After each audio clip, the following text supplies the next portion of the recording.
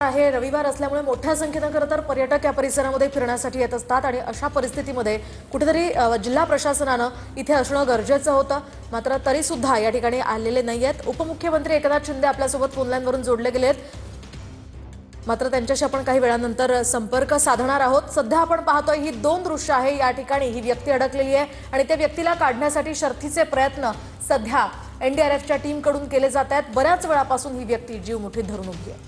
सर्वच यंत्रणा सध्या अलर्टवर गेलेल्या आहेत। सर्वच प्रशासनाचे अधिकारी असतील, तहसीलदार असतील, आमदार असतील या ठिकाणी सध्या पोहोचलेले आहेत आणि सगळ्यांकडून शर्थीचे प्रयत्न सुरू आहेत। लवकरात लवकर जी काही मदत या ठिकाणी पोहोचवता येतील यासाठी प्रशासनाकडून सध्या प्रयत्न सुरू आहेत। कुंडमळा पूल कोसळला, यात 20 ते 25 पर्यटक वाहून गेल्याची भीती आहे, तर अनेक जण या पुलाखाली अडकल्याची देखील भीती वर्तवली जाते। सध्या दोन दृश्य आपण पाहतोय। पहिल्या दृश्यांमध्ये या व्यक्तीचं रेस्क्यू ऑपरेशन सुरू आहे। हा लोखंडी पूल जेव्हा कोसळला तेव्हा हा व्यक्ती या पुलाखाली अडकलेला आहे आणि त्याचा अर्धा भाग या पुलाखाली अडकलेला आहे आणि त्या व्यक्तीला या पुलाखालून काढण्यासाठी आता एनडीआरएफ कडून बचाव कार्य सुरू आहे। हा पूल आता कटरच्या सहाय्याने कापण्याचं काम सुरू आहे, पण मात्र हा व्यक्ती या पुलाखाली अडकलेला आहे, त्यामुळे अगदी व्यवस्थितपणे हा पूल कापला जाणार आहे आणि त्यासाठीच आता एनडीआरएफ कडून हे प्रयत्न सुरू आहेत।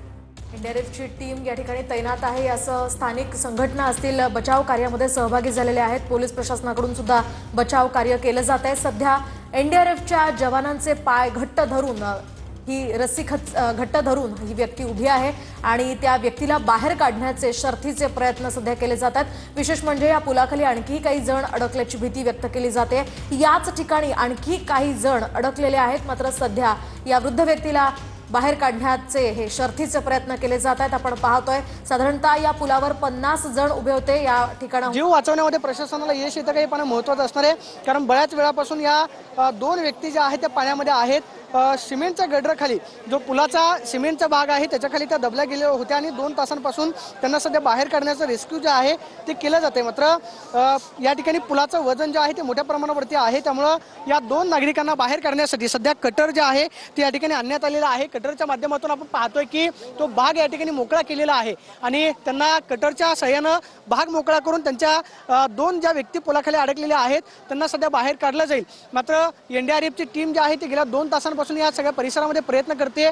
पाण्याचा प्रवाह मोठ्या प्रमाणावरती आहे आणि जे सिमेंटचे गडर खाली आलेले आहेत त्या गडर खालीच या दोन व्यक्ती ज्या आहेत त्या अडकलेल्या होत्या। काही वेळ सुरुवातीला जे आहे त्या एनडीआरएफ जवानांच्या पायाला धरण्याचा प्रयत्न केला, मात्र काही हालचाल जी आहे त्या दोन व्यक्तींची दिसत नाही, त्यामुळे श्वास घेण्यासाठी सुद्धा पाण्यामध्ये अडचण जी आहे त्या दोन व्यक्तींची झालेली पाहायला मिळाली। त्यामुळे या 2 जणांना वाचवण्यामध्ये प्रशासनाला यश येतं काही पण महत्त्वाचं असणार आहे। आपण पाहतोय की काळजाचा ठोका चुकावी अशी दृश्य आहेत, कारण या दोनही व्यक्ती थेट आपल्याला या लोखंडी भागाच्या खाली घडलेल्या पाहायला मिळतात। सिमेंट गडर पुलाचा त्यांच्यावरती आलेला आहे आणि त्यामुळे या दोन व्यक्तींना गेल्या 1.5 तासांपासून 2 तासांपासून जे बाहेर काढण्यामध्ये रेस्क्यू केलेला जात आहे त्याच्यामध्ये मोठ्या प्रमाणावरती अडचण येते। दुसऱ्या बाजूला लाईफ जॅकेट घालून आपण पाहतोय की जी इलेक्ट्रिक बोट या ठिकाणी पाण्यामध्ये आणण्यात आलेली आहे। पाण्याचा प्रवाह असताना सुद्धा इलेक्ट्रिक जी इंजिनवरती बोट चालते, आपण पाहतोय की एनडीआरएफच्या जवानांनी ती बोट या ठिकाणी लावलेली आहे आणि जे वाहून गेलेले आहेत त्यांना कदाचित रेस्क्यू करण्यासाठी एनडीआरएफची एक टीम जी आहे ती पाण्यामध्ये जाऊ शकते। मात्र पाण्याचा प्रवाह मोठ्या प्रमाणावरती आहे, खाचखळगे मोठ्या प्रमाणावरती आहे, त्यामुळे